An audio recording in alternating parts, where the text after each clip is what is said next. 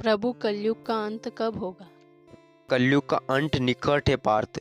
कल्कि पुराण और गरुड़ पुराण में ऐसी बातें लिखी गई है जो आपके रोंगटे खड़े कर सकती है।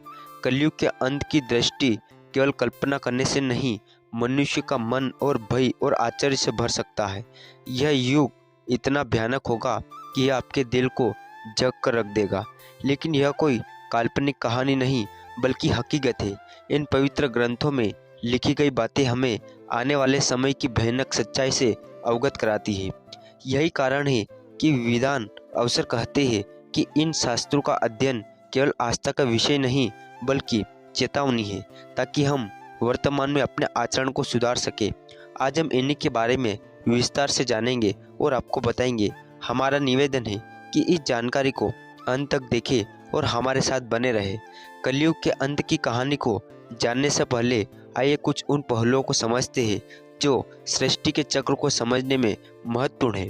इन चार युगों सतयुग, त्रेता युग, द्वापर युग और कलयुग के बीच का अंतर ही हमें यह समझ में मदद करता है कि क्यों समय के साथ धर्म और सत्य की शक्ति कम होती जाती है और पाप व अधर्म प्रभाव बढ़ता जाता है। सबसे पहले हम उस कहानी को जानेंगे जो इन ग्रंथों में वर्णित है। इसके बाद हम आपको वे सभी मनोरंजक और भयावक दृश्य बताएंगे जो कलयुग के अंत में घटित होंगे। इन कथाओं में न केवल भविष्य का चित्रण है बल्कि यह संदेश भी है कि इंसान को कैसे अपने विचारों और कर्मों पर नियंत्रण रखना चाहिए।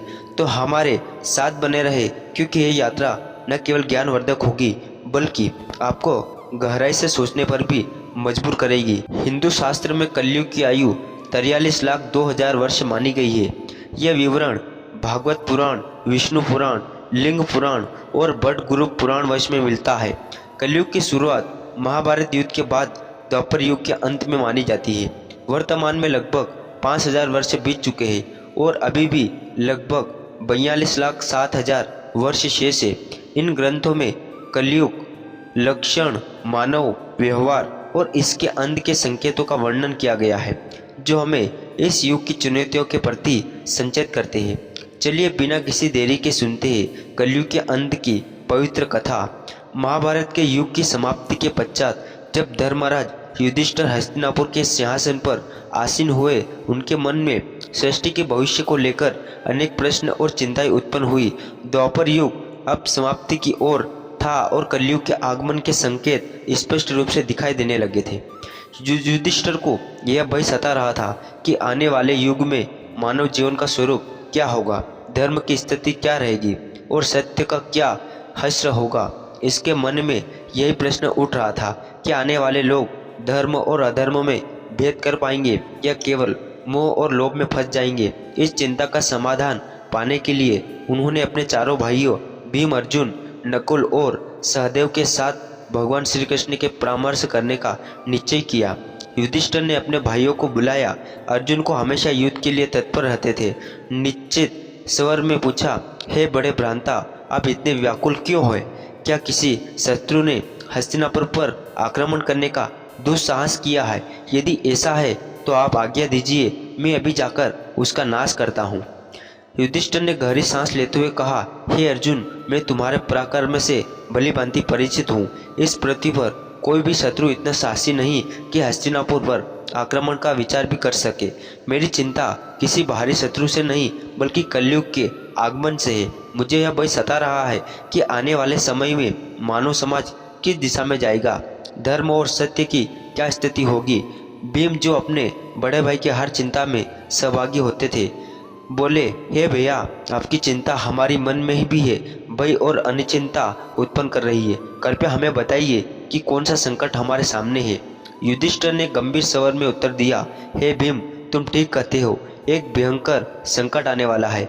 मैं कलयुग के प्रभाव के बारे में सोचकर चिंतित हूँ। इसलिए मैंने निश्चय किया है कि हमें द्वारकाधीश श्री कृष्ण के पास जाना चाहिए। केवल वही हमें इस चिंता से मुक्ति दिला सकते हैं। सभी पांडवों ने युधिष्ठिर की बात से सहमति जताई। अर्जुन ने कहा, आप सत्य कह रहे हैं भैया, श्री कृष्ण ही इस समय सबसे ज्ञानी और भविष्य दृष्टा है, हमें उनके पास जाना चाहिए। भीम ने भी उत्साहपूर्वक कहा, हे धर्मराज, मैं आपको साथ हूँ। नकुल और सहदेव ने भी तुरंत हामी भरते हुए कहा कि यह निर्णय सबसे उचित है। इस प्रकार सभी पांडव द्वारका की ओर प्रस्थान करने लगे। द्वारिका की पवित्र नगरी में पहुंचकर पांडवों का भगवान श्री कृष्ण ने हार्दिक स्वागत किया। युधिष्ठिर ने उनके चरणों में प्रणाम करते हुए कहा, हे केशव, आपको बारंबार नमस्कार। आप तो अंतर्ज्ञानी है। आप द्वापर युग का अब समाप्त होने वाला है और कलयुग के संकेत स्पष्ट दिखाई देने लगे हैं। ये मैं जानना चाहता हूँ कि कलयुग में मानव का स्वभाव और आचरण कैसा होगा, वह किन कर्मों में लिप्त होगा और मोक्ष प्राप्ति के लिए उसे क्या करना होगा। श्री कृष्ण ने मुस्कुराते हुए कहा, हे धर्मराज, आपकी जिज्ञासा अत्यंत उचित है। कलयुग के प्रभाव को समझना न केवल आपके लिए बल्कि समस्त मानव जाति के लिए महत्वपूर्ण है, किंतु इसका उत्तर मैं सीधे शब्दों में नहीं दे सकता, क्योंकि इसे अनुभव के माध्यम से समझना अधिक आवश्यक है। युधिष्ठिर ने उत्सुकता से पूछा, हे माधव, आप जिस प्रकार की परीक्षा की बात कर रहे हैं उसके लिए हमें क्या करना होगा। श्री कृष्ण ने कहा, हे महाराज, आपको और आपके चारों भाइयों को अलग अलग दिशाओं में स्थित घने और रहस्यमय वनों में जाना होगा। उन वनों में अनेक विचित्र और अद्भुत दृश्य आपको दिखाई देंगे। वे दृश्य प्रतीत होंगे उन स्थितियों के जो कलयुग में प्रकट होंगे। जब आप उन अनुभवों को लेकर मेरे पास लौटोगे और उन्हें साझा करेंगे, तब मैं आपको कलयुग के वास्तविक प्रभाव और उसके रहस्य विस्तार से समझाऊंगा। युधिष्ठिर ने गंभीरता से उत्तर दिया, जैसी आपकी आज्ञा केशव। आप जिस स्थान की ओर संकेत करेंगे हम वहां जाने को तैयार है। श्री कृष्ण ने कहा, आप और आपके भाई अलग अलग दिशाओं में जाइए। जहां भयंकर और रहस्यमय वन है, उनमें यदि कोई असामान्य घटना या विचित्र दृश्य दिखाई दे तो उसे ध्यानपूर्वक देखना और लौटकर मुझे बताना। तभी आप कलयुग के रहस्य को भली भांति समझ पाएंगे। श्री कृष्ण की आज्ञा का पालन करते हुए पांडव अपने रथों को वही छोड़कर पैदल वन की ओर चल पड़े। वातावरण बाहर से शांत प्रतीत हो रहा था, किंतु भीतर एक रहस्यमय कंपन था, जिसे हर पेड़ और हर हवा कुछ कहना चाह रही थी। पांडव अलग अलग दिशाओं में निकल गए ताकि अधिक से अधिक अनुभव प्राप्त कर सके। युधिष्ठिर का अनुभव। युधिष्ठिर को एक घने और अंधकारमय वन में एक विचित्र दृश्य दिखाई दिया। उन्होंने एक विशालकाय हाथी देखा जिसके 2 सूंड थे। वह हाथी अपने दोनों सूंडों से बड़े बड़े वृक्ष को उखाड़ रहा था, मानो उसकी शांति असीमित हो। युधिष्ठिर ने यह देखकर आश्चर्यचकित हो गए और सोचने लगे कि यह असामान्य दृश्य क्या संकेत दे रहा है। अर्जुन का अनुभव। अर्जुन एक शांत और सुंदर वन में पहुंचे, जहां और हरियाली और पक्षियों की मधुर चंचनाहट वातावरण को सुगंध बना रही थी। इस शांति के बीच उन्होंने अचानक एक विचित्र दृश्य देखा। उनके सामने एक विशाल पक्षी था, जिसके पंखे पर वेदों की अर्चाएं लिखी हुई थी। यह पक्षी दिखने में पवित्र और ज्ञान का प्रतीक लग रहा था, किंतु उसी समय उसने मृत जीवों का मांस खाना शुरू कर दिया। अर्जुन यह देखकर गहरे विचार में पड़ गए और सोचा, यह कैसा विरोधाभास है। एक और पवित्र वेदों का ज्ञान और दूसरी ओर हिंसा व मांसाहार। भीम का अनुभव। भीम एक हरे भरे चारागाह में पहुंचे, जहां गायों का बड़ा झुंड विचरण कर रहा था। वह उनकी दृष्टि एक अद्भुत किंतु पीड़ादायक दृश्य भर रही थी। एक गाय ने अभी अभी एक बछड़ों को जन्म दिया था और वह अपनी ममता में उसे जोर जोर से चाटने लगी, लेकिन अत्यधिक चाटने के कारण बछड़ा लहलुहान हो गया। भीम स्तंभ रह गए और उसके मन में विचार आया, यह कैसा ममता है जी, अपने ही बच्चे को चाट पहुंचा रही है। सहदेव का अनुभव। सहदेव एक शांत जलाशय के पास पहुंचे, जहां 7 कुएं एक सीध में बने हुए थे। उन्होंने देखा कि 6 कुआं में जल भरा हुआ है, किंतु बीच का सबसे गहरा कुआं पूरी तरह से सूखा था। यह अजीब दृश्य देखकर सहदेव सोच में पड़ गए। आखिर यह संकेत किसकी ओर इशारा कर रहा है? क्यों सबसे गहरा कुआं, जो सबसे अधिक जल संग्रह करने योग्य होना चाहिए, वह पूरी तरह खाली है? नकुल का अनुभव।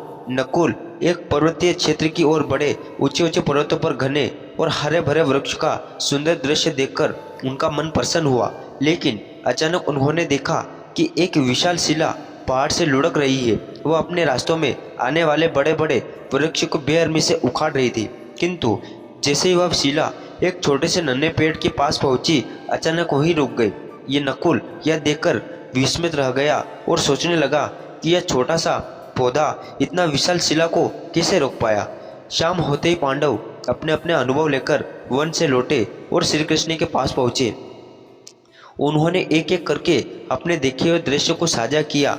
युधिष्ठिर ने कहा, हे प्रभु, मैंने एक 2 सूंड वाला हाथी देखा। श्री कृष्ण मुस्कुराए और बोले, हे धर्मराज, यह दृश्य दर्शाता है कि कलयुग में शासक दोहरी चाल चलेंगे। वे ऊपर से धर्म और न्याय का दिखावा करेंगे, लेकिन भीतर से प्रजा का शोषण करेंगे।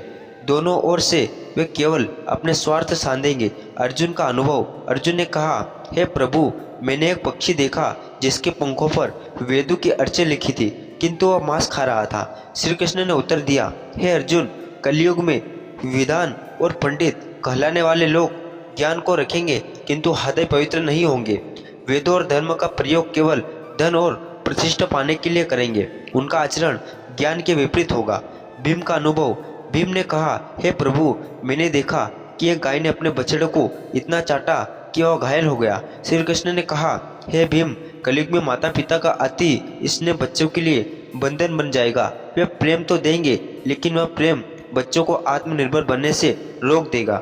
ममता का अतिरिक्त पीड़ा का कारण होगा। सहदेव का अनुभव। सहदेव ने कहा, हे प्रभु, मैंने 7 कुआं में से एक कुआं ऐसा देखा जो बहुत गहरा था, पर उसके अंदर पानी नहीं था, जबकि 6 कुआं में पानी भरा हुआ था। श्री कृष्ण ने कहा, हे सहदेव, कलयुग में लोग बाहरी रूप से तो समुद्र और धनवान दिखाई देंगे, किंतु भीतर करुणा और सहयोग की भावना नहीं होगी।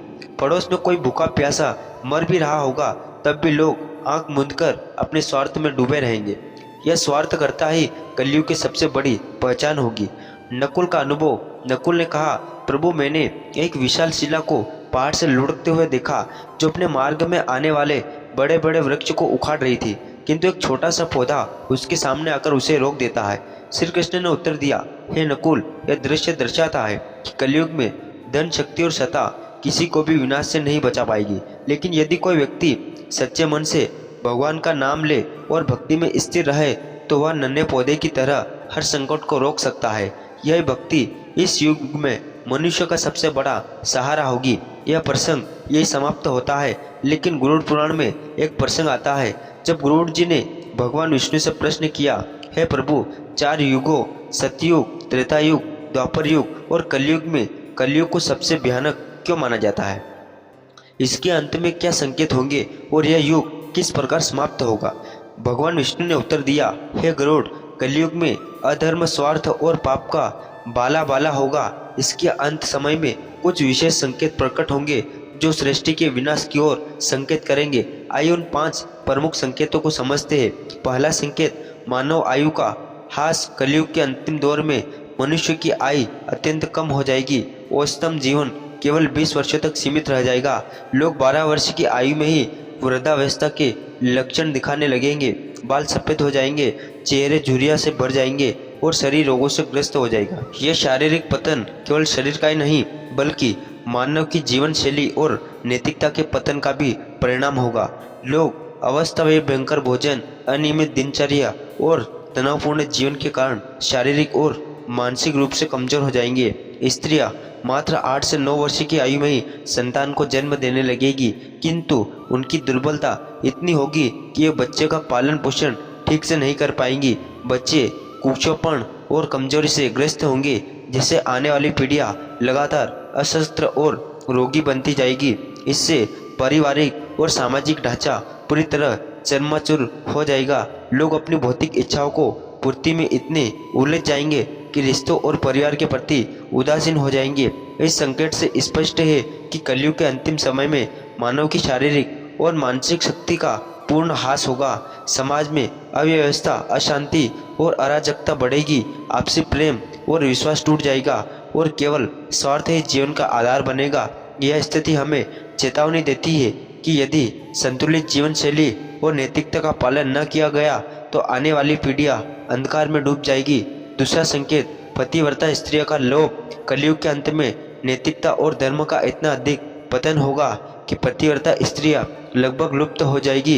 एक स्त्री कई पुरुषों के साथ संबंध स्थापित करेगी, जो समाज में नैतिक पतन और पारिवारिक विघटन का सबसे बड़ा संकेत होगा। उस समय विवाह और रिश्ता की पवित्रता समाप्त हो जाएगी। लोग धार्मिक कार्यों जैसे पूजा पाठ, स्वदा, अंतिम संस्कार और विवाह जैसे संस्कारों से पूरी तरह विमुख हो जाएगा। जल की कमी के कारण लोग स्नान करना बंद कर देंगे, जिससे न केवल शारीरिक स्वस्थता बल्कि आध्यात्मिक पवित्रता भी नष्ट हो जाएगी। भोजन की आदतों में भारी परिवर्तन होगा, मांसाहार का बोलाबाला होगा और सात्विक आहार जैसे फल सब्जियां और अनाज दुर्बल हो जाएंगे। लोग अपने पहनावे में भी भौतिकता को प्रभाविकता देंगे। वे चमकीले, तंग और भड़कीले वस्त्र पहनेंगे जो उनकी आंतरिक साधना और आत्मनिग्धता से दूरी को स्पष्ट रूप से प्रदान करेंगे। समाज का वातावरण स्वार्थ, लालच, धोखा और कपट से भर जाएगा। रिश्तों में विश्वास की कमी होगी और लोग केवल अपनी सुख सुविधाओं और भौतिक इच्छाओं के लिए जिएंगे। धर्म और कर्तव्यों में विमुख होकर वे केवल शारीरिक सुखी को तलाश करेंगे। यह स्थिति सामाजिक अविश्वास, अशांति और अनैतिकता को बढ़ावा देगी। इसलिए गरुड़ पुराण यह शिक्षा देता है कि केवल धर्म और नैतिकता की समाज को स्थिर और सौहार्दपूर्ण बना सकते हैं। तीसरा संकेत, वृक्षों का फलहीन न होना। कलयुग के अंत समय में प्रकृति पर भीषण संकट छा जाएगा। वृक्ष फल और फूल देना बंद कर देंगे और केवल सभी वृक्ष ही जीवित रहेंगे। लोग शाकाहार को लगभग पूरी तरह त्याग देंगे और मांसाहार पर निर्भर हो जाएंगे। तो दोस्तों, आज का वीडियो बस यहीं तक समाप्त करते। आपको कैसा लगा आप कमेंट करके ज़रूर बताना और ऐसे वीडियो देखने के लिए हमारे चैनल को सब्सक्राइब कर लेना। धन्यवाद।